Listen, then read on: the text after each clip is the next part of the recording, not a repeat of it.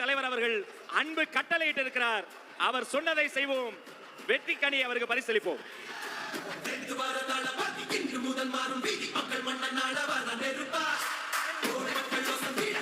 பாதுகாப்பு கருதி தலைவர் மீண்டும் அறிவுறுத்துகிறார், தயவு செய்து யாரும் வாகனத்தில் பின்தொடர்ந்து வர வேண்டாம். இத்தனை நேரம் அன்பு கூர்ந்து கேட்ட அத்தனை பேருக்கும் வெற்றி வணக்கம், நன்றி. பசங்க ட்வின்ஸ் சார், விக்னேஷ் குமரேஷ். விக்னேஷ் தான் அடிபட்டுருக்காரு. இன்னொரு பையன் ஃப்ரெண்டை கூட்டிகிட்டு தான் வந்திருக்காங்க. காலேஜ் காலையில் கிளம்பி போயிட்டாங்க 7 மணிக்கு. பேட்டரி வண்டி தான் கொடுத்து விட்டாங்க.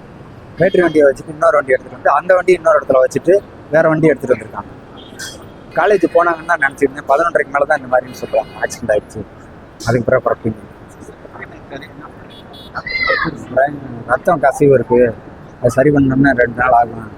ஐசியில் இருக்கான், பார்த்துட்டு சொல்கிறாங்க. காலையும் எலும்பு அடிபட்டுருக்கு, அதையும் ஆப்ரேஷன் பண்ணணும். இதனால் எப்படி அடிபட்டுச்சுன்னு தெரியுமா? அது எனக்கு தெரியாது. சின்ன பையன் தான் விவரம் சொன்னான். சின்ன பையன் சொன்னால் முன்னாடி 2 வண்டியில் வந்திருக்காங்க, பின்னாடி வந்த வண்டி இடிச்சதில் அப்படியே கவுண்ட் இதாக இருக்கும். அது ஆப்ரேஷன் சொல்லியிருக்காங்க. நாங்கள் ரத்தம் வந்து உரையிறது நிற்கணுன்றாங்க சார். அது இது பண்ணாக்கா முடியும், 48 மணி நேரம் ஆகும் அப்படின்றாங்க. என்ன ஒன்றும் சரியாக. இப்போ இன்னொரு பையன் எப்படின்னா, இன்னொரு பையனுக்கு வந்து முதுகில் அடிபட்டதுனால அவனுக்கு உடனே ஆப்ரேஷன் பண்ணியே ஆகணும். 2 பேருமே ஒரே காலேஜ். ஒரு நீங்கள் என்ன பண்ணுறீங்க?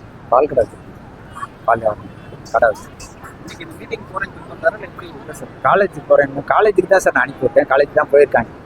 காலேஜுக்கும் போயிட்டாங்க. நான் சின்ன பையன் சொல்கிறாங்க, காலேஜ் போயிருந்தான், வெளியே வந்துட்டான் அப்படின்னு. வெளியே இவங்க அனுப்பி விட்டதுனால வந்தானா இல்லை அவங்கள இவன் தெரியாமல் வந்தானான்ற விவரம் தெரியல. கேட்டால் தான் தெரியும். ஆர்வம் எந்த காலேஜ் நேஷனல் காலேஜ் வந்து இங்கே வந்து ஆமாம் சார். 10 மணிக்கு மேலே தான் காலேஜ் விட்டு வெளியே வந்திருக்காங்க. 11:30 எனக்கு நியூஸ் வருது அடிபட்டு. பாண்டியன்.